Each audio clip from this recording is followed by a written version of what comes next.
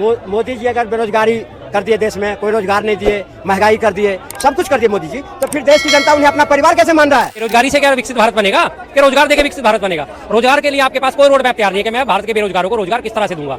उनके नजर में क्या है? पकौड़ा बेचो, ये तुम्हारे लिए रोजगार है। पकौड़ा बेच बेच के क्या भारत विकसित हो जाएगा?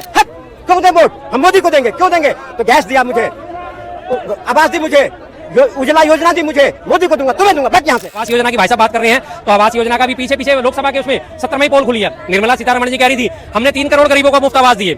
एक दिन बाद ही मोदी जी का बयान आता है हमने 4 करोड़ लोगों को आवास दिए। क्यों?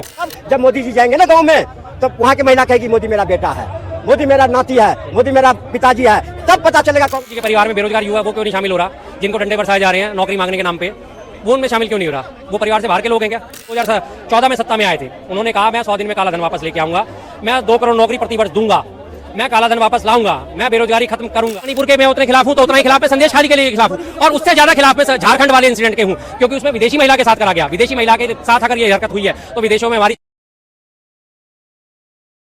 मोदी का परिवार है, 40 करोड़ की जनता मोदी का परिवार है। मोदी के परिवार ने दिल बना चुके हैं 2024 में। क्या बोलेंगे इस पर? मोदी जी का परिवार है, मोदी जी का परिवार है, मैं बिल्कुल सुन रहा हूँ, खुश हो रहा हूँ। आ जाइए थोड़ी से पीछे। मोदी जी के परिवार में मणिपुर क्यों नहीं शामिल हो रहा? मोदी जी के परिवार में पहलवान बहन बेटियाँ क्यों नहीं शामिल हो रही? क्यों नहीं शामिल हो रही? मोदी जी के परिवार में बेरोजगार युवा वो क्यों नहीं शामिल हो रहा, जिनको डंडे बरसाए जा रहे हैं नौकरी मांगने के नाम पे, वो उनमें शामिल क्यों नहीं हो रहा? वो परिवार से बाहर के लोग हैं क्या? अगर वो बाहर के लोग हैं तो फिर मोदी जी का परिवार किसका परिवार? उनका परिवार ए से शुरू होकर ए पे ख़त्म हो जाता है। अंबानी से शुरू के अडानी पे उनके परिवार की डेफिनेशन खत्म हो जाती है। सीधी सी बात है। अगर मोदी जी सबको अपना परिवार मानते तो आज मोदी जी इस तरह से भेदभाव नहीं कर रहे होते। आप इसका छोटा सा उदाहरण पीछे देखिए कि अभी 26 जनवरी की परेड निकल रही थी हमारी गणतंत्र दिवस की, उसमें दिल्ली में इनकी राज्य में सरकार नहीं है, पंजाब में भी सरकार नहीं है, दोनों जगह आम आदमी पार्टी ने इनकी नाक में दम कर रखा है। तो सीधी सी बात है, उन दोनों को परमिशन ही नहीं दी झांकी निकालने की। अगर उन्हें परिवार मानते तो इन दोनों राज्य का क्या कसूर था? इन्हें भी वो शामिल कर सकते थे। इनका बकाया नहीं दिया जाता, जीएसटी का कलेक्शन नहीं दिया जाता, राज्यों का जीएसटी कलेक्शन नहीं दिया जाता। तो अगर मोदी जी सबको परिवार मानते तो परिवार के साथ बराबर का व्यवहार रखते ना, भेदभाव क्यों करते? उनके परिवार में शामिल कौन है? कुलदीप सेंगर, नित्यानंद, ये सारे बलात्कारी उनके साथ, ब्रजभूषण शरण सिंह जिसके ऊपर पहलवान बहन बेटियों के साथ छेड़खानी का आरोप चल रहा है, ऐसे ऐसे लोग उनके उसमें परिवार में शामिल है। सारे भ्रष्टाचारी उनके परिवार में शामिल है। चाहे आप शुभेंदु अधिकारी ले लो, मुकुल राय ले लो, या आप छगन भुजबल ले लो, या फिर आप अजीत पवार ले लो, या फिर आप शुभेंदु अधिकारी ले लो, सारे के सारे भ्रष्टाचारी उनके परिवार में शामिल है। तो ऐसे परिवार आपको मुबारक, हम आपके परिवार में शामिल नहीं होना चाहते। तो मोदी जी दावा कर रहे हैं ना, हर जगह रैलियों से बोल रहे हैं कि मेरा संकल्प है विकसित भारत, कोने कोने में जाकर गाँव को विकसित बनाना, तीसरी बार आएंगे। बिल्कुल बिल्कुल, आप विकसित भारत बनाइए, हमें कोई आपत्ति नहीं है, लेकिन आप विकसित किस तरह से कर रहे हैं भारत को? आप कर्ज पे तो विकसित कर रहे हैं, आप 80-80 करोड़ लोगों को मुफ्त का राशन दे के विकसित करेंगे? कर्ज के दलदल में फंसा के, विदेशी कर्ज के दलदल में फंसा के आप उसे विकसित करेंगे? आप भारत को विकसित करना चाहते हैं, आपके पास रूपरेखा क्या है? आपने कोई ये बताई कभी जनता के साथ ये बात शेयर करी कि हाँ मेरी रूपरेखा ये है, इस तरह से मैं विकसित बनाऊंगा?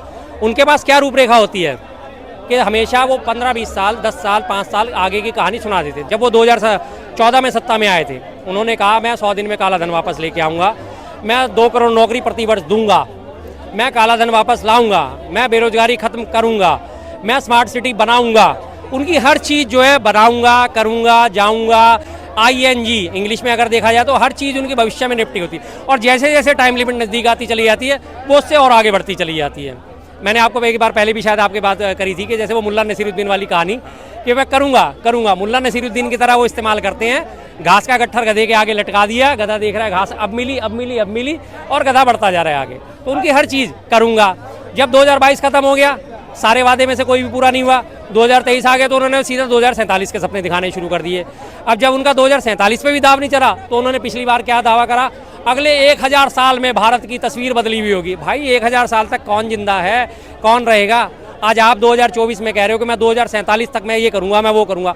आज आप क्या रूपरेखा बना रहे हो? आज आप नींव के पत्थर में क्या लगा रहे हो कि जो आपकी बिल्डिंग मजबूत हो सके? आज की बात करो ना, 2024 की बात करो कि मैंने ये कर दिया। आपने कोई नया PSU खोला, पब्लिक सेक्टर यूनिट खोला, कोई नई फैक्ट्रियाँ लगाई, कोई नए कल कारखाने लगाए, आपने कोई नया उत्पादन रक्षा क्षेत्र में बढ़ाया। आत्मनिर्भर भारत का नाम आप जरूर देते हैं, लेकिन आप निर्भरता के नाम पे आपने करा क्या? जो पहले से पहले फैक्ट्रियाँ चल रही थी वो फैक्ट्रियाँ बंद कर दी आपने, रेलवे में वैकेंसी खत्म करनी शुरू कर दी आपने, केंद्र सरकार में वैकेंसी खत्म करनी शुरू कर दी। आप लगातार लोगों को बेरोजगार बनाए जा रहे हो। तो बेरोजगारी से क्या विकसित भारत बनेगा?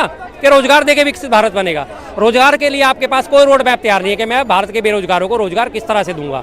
उनके नज़र में क्या है, पकौड़ा बेचो, ये तुम्हारे लिए रोजगार है। पकौड़ा बेच बेच के क्या भारत विकसित हो जाएगा? क्या बोलेंगे चाचा बेरोजगारी पर? मोदी जी अगर बेरोजगारी कर दिए, देश में कोई रोजगार नहीं दिए, महंगाई कर दिए, सब कुछ कर दिए मोदी जी, तो फिर देश की जनता उन्हें अपना परिवार कैसे मान रहा है? कैसे मान रहा है अपना परिवार?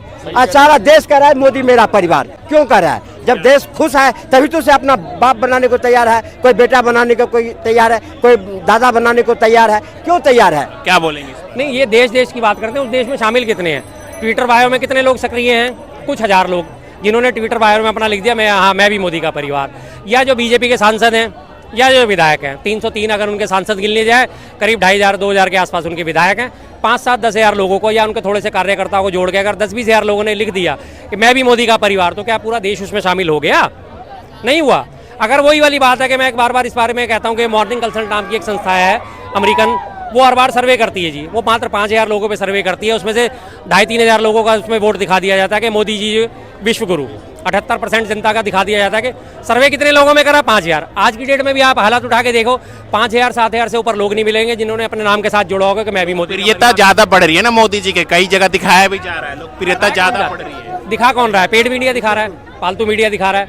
मीडिया के बनाए हुए हीरो हैं। आज मीडिया न्यूट्रल हो जाए, मोदी जी जमीन पे आ जाएंगे। आज मीडिया न्यूट्रल हो जाए। ऐसी बात नहीं है।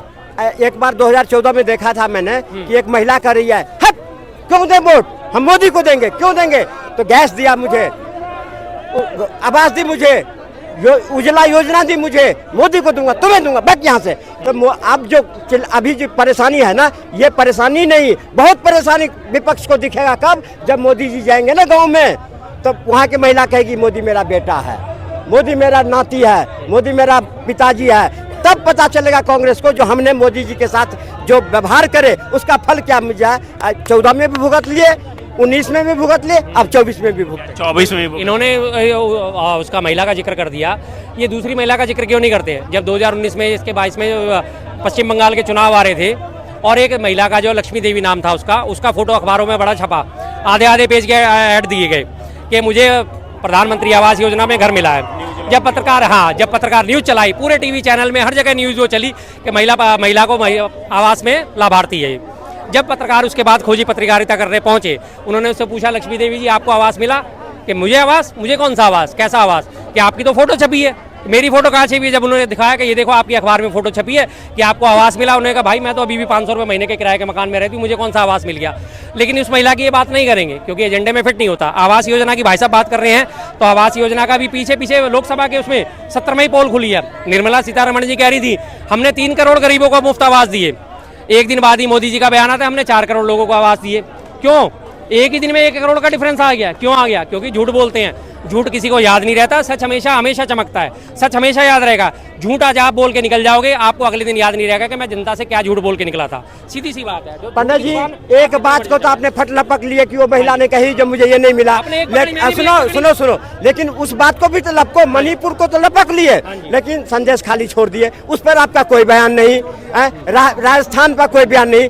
अभी झारखंड में हुई एक विदेशी महिला के साथ, उस पर आपका कोई बिल्कुल है, बिल्कुल शर्म की बातें हैं साहब, बिल्कुल शर्म की बातें हैं। मणिपुर में जितनी शर्मिंदगी हुई उतनी शर्मिंदगी संदेश खाली के लिए भी है, हमें उतनी शर्मिंदगी झारखंड में भी, और उससे झारखंड वाले मसले के लिए तो सबसे ज्यादा शर्मिंदगी है क्योंकि वो विदेशी महिला के साथ हुआ। इस मामले तो वास्तव में बहुत ज्यादा शर्मिंदगी है कि हमारे भारत के ऐसे लोगों ने ऐसा करा। उन्हें तो मैं कहता हूँ सरेआम, मेरे साथी हो तो भी मैं उन्हें लात मारूंगा साहब। मैं बिल्कुल कहता हूँ, चाहे वो कहीं के भी हो, कोई भी हो, महिलाओं की अस्मिता के साथ कोई भी खिलवाड़ करेगा, चाहे वो मेरे घर का हो, मेरे परिवार का हो, चाहे वो जिस पार्टी की विचारधारा का मैं समर्थन करता हूँ उसका हो, मैं उसके खिलाफ हूँ। और मणिपुर के मैं उतने खिलाफ हूं तो उतना ही खिलाफ मैं संदेश खाली के लिए खिलाफ हूं, और उससे ज्यादा खिलाफ मैं झारखंड वाले इंसिडेंट के हूं क्योंकि उसमें विदेशी महिला के साथ करा गया। विदेशी महिला के साथ अगर ये हरकत हुई है तो विदेशों में हमारी छवि खराब करने वाले जो लोग हैं उनको सरेआम चौराहे पे फांसी पे लटका दिया जाना चाहिए। जैसे इस्लामिक देशों में कोड़े मार मार के सजा दी जाती है, पत्थर मार मार के सजा दी जाती है, वैसी सजा उन दो लोगों के लिए देनी चाहिए। मैं किसी भी हालत में उन लोगों का समर्थन नहीं करता। पर उस बारे में तो कांग्रेस या राहुल गांधी को आके बोलना चाहिए ना। जब मणिपुर में इतना प्रश्न पूछते हो तो झारखंड पर भी बोलना चाहिए कि नहीं? संदेश खाली पर भी जाओ, संदेश खाली भी जाकर सहमत हूँ। मैं इस बारे में कोई डिफेंस नहीं करूंगा उनको, मैं इस बारे में उन्हें कोई डिफेंड नहीं करूंगा। मैंने साफ बोला मैं इस बारे में उन्हें कोई डिफेंड नहीं करूंगा। अगर उन लोगों ने नहीं बोला तो इनकी गलती है, उन्हें इस बारे में भी बोलना चाहिए, सीधी सी बात है। मोदी जी को बोलना चाहते कि नहीं मणिपुर के बारे में? मोदी जी बोले कैसे नहीं? जब संसद में गए तो सारे विपक्ष भाग गया, तो किससे बोलेंगे? वो हमेशा बोले हैं। अमित शाह जी को, गृह मंत्री को भी भेजे वहाँ पे, लेकिन वहाँ की जो लड़ाई है दो समुदायों के बीच का है, और वो धीरे धीरे जहाँ आग लगा हुआ है वो आग एकदम नहीं बुझाया जाता है, उसको धीरे धीरे, लेकिन उसको फिर भी कांग्रेस ने और गठबंधनों ने तूल पकड़ाया, तो उसका परिणाम भुगत लिया कि इतने राज्य में चुनाव हुए, अगर इतना ही वो सही जगह वो वही होती तो उसका परिणाम कुछ तो मिलता। क्या मिला इनको? कुछ मिला? जो में हार गए वो। नहीं, हार जीत एक देखिए ये तो चलती रहती है, वो हार जीत से इस फैसले का नहीं होता।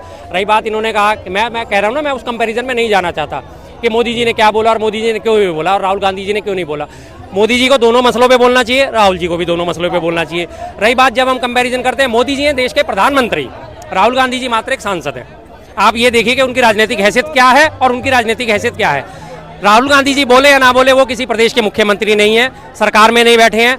इन सब घटनाओं पे बोलने का सबसे पहला अधिकार सरकार का होता है। सरकार इन चीज़ों का विरोध करेगी, सरकार इन चीज़ों को कंट्रोल करेगी। विपक्ष का काम लगातार सवाल उठाना होता है, मीडिया का काम सवाल उठाना होता है। मीडिया सवाल उठाएगा, जनता सवाल उठाएगी, सरकार पे विपक्ष सवाल उठाएगा ही उठाएगा, सीधी सी बात है। और रही बात, इन्होंने कहा मोदी जी 37 सेकंड का वो बोल के उसके बाद वो चुप हो गए। उसके बाद क्या जाके उन्होंने 37 सेकंड, सिर्फ 37 सेकंड, उसके बाद क्या जाके उन्होंने उनके हालचाल देखे, क्या उन्होंने बात करी मणिपुर की? अब इन्होंने कहा जो राहुल गांधी जी भी कोई पद पे हैं, कुछ ना विपक्ष के तो हैं, वही आज उन्हीं के चेहरापन नहीं, आज सुनो, उन्हीं के चेहरापन में आप घूम रहे हो ना। जब राहुल गांधी को बनाओ, राहुल गांधी को बनाओ, तो कभी अटल बिहारी वाजपेयी और आडवाणी या मुरली मनोहर जोशी तीन ही विपक्ष में होते थे, तीन ही, और सारे साम्राज्य कांग्रेस का होता था। लेकिन देश की जो मूलभूत सुविधा है, जनमानस की जो सुविधा है, उसको सकारात्मक उठाते थे और सरकार नहीं मानती थी तो संसद से लेकर सड़क पर में करते थे प्रदर्शन, जिसका परिणाम ये हुआ कि देश की जनता, जनमानस उस टाइम से मोदी जी के साथ, अटल जी के साथ, आडवाणी जी के साथ, जोशी जी के साथ जुड़ता गया। और यही कांग्रेस है जो विपक्ष में होते हुए भी अटल जी को यूएनए में भेजा था, क्योंकि उनकी सोच सकारात्मक था। आज का विपक्ष का सोच अगर सकारात्मक होती तो ये कांग्रेस की ये दुर्दशा, इनकी वकालत ये करते हैं, इनकी ये होती नहीं। इसलिए आपकी वकालत को सलाम, आप छोड़ दी इनकी वकालत। नहीं, ऐसा नहीं है, वकालत वाली बात नहीं है साहब, विचारधारा की बात है, वकालत वाली कोई बात नहीं है। रही बात आपने कहा ऊपर और नीचे आने वाली बात, राजनीति है, देश है, परिवर्तन संसार का नियम है, गीता सार में भी साफ साफ लिखा हुआ है, हर चीज परिवर्तनशील है, कोई आज ऊपर है, कोई आज नीचे है। 137 साल पुरानी पार्टी है, आप इतनी जल्दी सोचोगे वो खत्म हो जाएगी, ऐसा नहीं होने वाला। जनमानस में रची बसी पार्टी है, ऐसा नहीं है। आज मेरे जैसे उनके और हजारों, लाखों, सैकड़ों, करोड़ों समर्थक आज भी मौजूद हैं। बीजेपी के भी समर्थक मौजूद है तो कांग्रेस के भी समर्थक मौजूद हैं। वो अलग बात है कि कभी उतार चढ़ाव आ गया। अगर आप इतनी बीजेपी को लोकप्रिय मानते हो तो बीजेपी दिल्ली में क्यों नहीं है साहब? दिल्ली में सीट नहीं है उसकी, पंजाब में क्यों नहीं है, कर्नाटका में क्यों नहीं है, तेलंगाना में क्यों नहीं है, तमिलनाडु में क्यों नहीं है, आंध्र प्रदेश में क्यों नहीं है, साउथ के किसी राज्य में बीजेपी की सरकार क्यों नहीं है, महाराष्ट्र में उनको स्पष्ट बहुमत क्यों नहीं मिलता, झारखंड में नहीं है, हाँ जायज बात है, हरियाणा में वो जेजेपी के समर्थन से सरकार चलाती है, क्यों नहीं स्पष्ट बहुमत मिलता, बंगाल में नहीं है, सीधी सी बात है। तो इस बात को आप कंपैरिजन करके चलोगे, अप डाउन हमेशा जिंदगी में आते हैं। आज आपके साथ अच्छा समय है, अगले दिन कभी बुरा भी आ सकता है और बुरा समय भी आता है। अटल बिहारी वाजपेयी